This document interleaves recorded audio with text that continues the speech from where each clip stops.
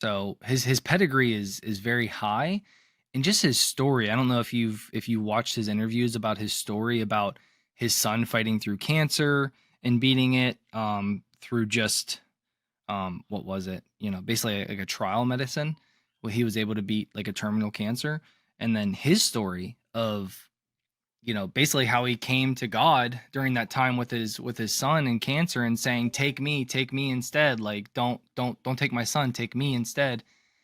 And, his son was cured, but then literally a year later, he was almost, taken out from a skiing accident.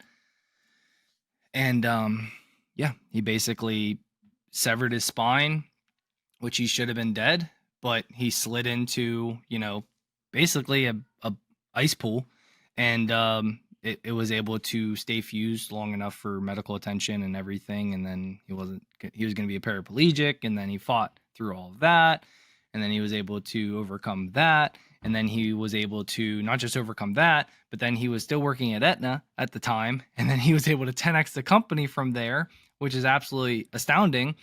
And he even said it, like he was like, I wasn't the nicest person to be around, and he basically was like, I got crap done. And I wasn't the nice person to be around because he was sleeping like he wasn't getting like any sleep because of the chronic pain from everything that happened.